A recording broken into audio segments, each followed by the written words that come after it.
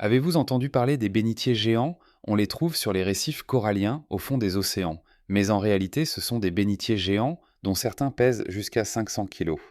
Pensez-vous que ces bénitiers géants sont considérés comme des fruits de mer ou non? Comment les pêche-t-on? Découvrez-les dans la vidéo d'aujourd'hui. Comme leur nom l'indique, les bénitiers géants sont facilement reconnaissables à leur taille imposante. Ils peuvent atteindre 1,3 m de long et peser plus de 250 kg en moyenne. Ce sont les plus grands mollusques bivalves du monde, leur croissance est lente et leur durée de vie est très longue. Les océans Indien et Pacifique abritent des eaux tropicales où vivent des bénitiers géants. En raison de la pêche illégale, la population sauvage de bénitiers géants a considérablement diminué. De ce fait, les bénitiers géants sont considérés comme un animal rare en voie d'extinction. Afin de maintenir la production de juvéniles de bénitiers géants, des recherches ont été menées et une méthode d'élevage a été mise au point. Cette méthode permet non seulement de protéger la source de juvéniles, mais présente également d'importants avantages économiques. Pour réussir à élever des bénitiers géants à grande échelle, une certaine quantité de juvéniles est nécessaire. Où sont récoltés les jeunes poissons? Les bénitiers sont hermaphrodites, capables de pondre simultanément œufs et sperme. Pour la reproduction, on privilégie les bénitiers d'environ 20 ans. Une fois les œufs et le sperme récoltés, les larves sont fécondées et se développent en larves nageuses granthause.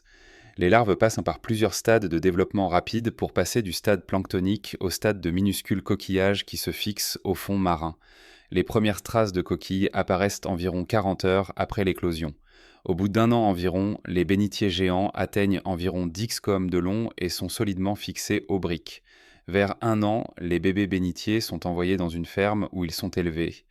Ensuite, il leur faut 5 à 8 mois pour atteindre environ 15 cm et sont transférés dans une ferme offshore. Là, ils sont maintenus dans des cages grillagées pour éviter qu'elles ne se brisent sous l'effet de la montée du niveau de la mer. De plus, ils sont protégés des prédateurs comme les balistes. Et surtout, les bénitiers sont déposés sur la plage afin qu'ils puissent atteindre leur taille gigantesque à l'âge adulte. À propos d'élevage de bénitiers géants, Koh Rai est réputée pour être l'une des rares installations au monde. L'eau de mer est constamment pompée dans des dizaines d'immenses bassins où les bénitiers sont élevés. La taille des bassins varie, du plus petit au plus grand. Tout comme les plantes, les bénitiers produisent leurs propres nutriments et la lumière du soleil. Il suffit de l'arroser et de le laisser mûrir une fois par semaine. Les palourdes géantes sont non seulement énormes, mais leur chair est aussi très chère. La chair de palourde est largement utilisée dans une variété de plats délicieux par de nombreux groupes ethniques à travers le monde. Le prix des palourdes géantes varie de 400 $ à 2 400 $ selon la taille et le poitou de la coquille. Leur chair est très moelleuse et croustillante, ce qui permet de la déguster de multiples façons. Grillée, cuite à la vapeur, en porridge ou poêlée au beurre à l'ail. Les pêcheurs affirment que la chair des palourdes géantes, qui peut peser jusqu'à environ 1 kg, est la plus savoureuse. Leur expérience le confirme. Aux États-Unis et en Europe, les coquillages Tridacna sont vendus comme souvenirs et servent à décorer les maisons et les aquariums. Dans le secteur en plein essor de la sculpture sur coquillages en Chine et au Japon, les coquillages Tridacna constituent une matière première rare et précieuse. L'épaisseur des coquillages et la couleur unique des perles semblent être une source d'inspiration pour les artisans. Ainsi, chaque artiste fait plus que simplement gratter et polir. Il donne vie à chaque ligne minutieusement sculptée. Tout se mélange et se fond pour créer une métamorphose miraculeuse. Une coquille de moule brute, longtemps enfouie au fond de l'océan, se transforme de manière inattendue en œuvre d'art. Outre leur taille imposante, les bénitiers géants possèdent une propriété biologique unique. Ils vivent en symbiose avec des algues photosynthétiques, les zooxanthelles, qui vivent dans leur tissu mou. Cette symbiose permet aux bénitiers de maintenir un métabolisme sain. Grâce à la photosynthèse, les zooxanthelles lui fournissent les nutriments dont il a besoin, lui permettant de prospérer dans des eaux océaniques pauvres en nutriments. Parallèlement, la palourde ouvre sa coquille pendant la journée, offrant aux zooxanthelles un environnement sûr et un accès à la lumière du soleil. La survie et la croissance rapide de la coquille du bénitier dépendent fortement de cette relation symbiotique. En effet, les sucres et les acides aminés produits par l'algue symbiotique représentent plus de 65% des nutriments que le bénitier géant reçoit. En raison de cette propriété, le bénitier géant est souvent qualifié d'animal alimenté par l'énergie solaire. Le bord du manteau du bénitier géant est doté de millions de minuscules ocelles sensibles à la lumière et aux ombres, une autre adaptation étonnante des bénitiers géants.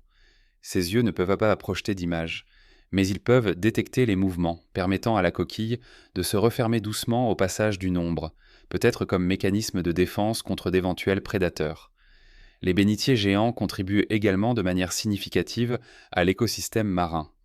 Grâce à leurs énormes coquilles, ils offrent protection et habitat à une variété de petites créatures vivant dans les récifs, notamment les poissons, les crabes et les crevettes, et ils aident également à maintenir la qualité et la qualité de l'eau des récifs coralliens en filtrant le plancton et les débris de l'océan. Malgré leur taille imposante, les palourdes Tridacna sont des filtreurs. Elles peuvent filtrer plus de 200 litres d'eau par jour.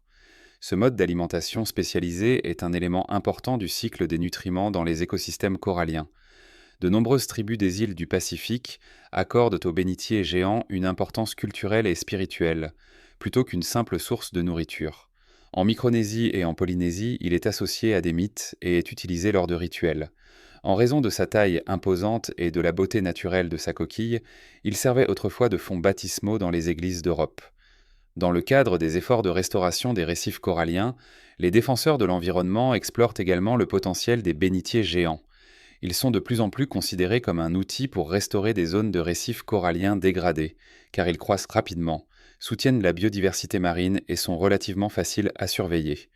Outre la valeur de leur chair et de leurs coquilles, l'aquaculture moderne explore également les applications biomédicales des protéines des palourdes géantes, en particulier celles impliquées dans la formation de la coquille, ce qui pourrait fournir des informations sur la biominéralisation et de nouveaux matériaux pour les greffes osseuses et les implants dentaires.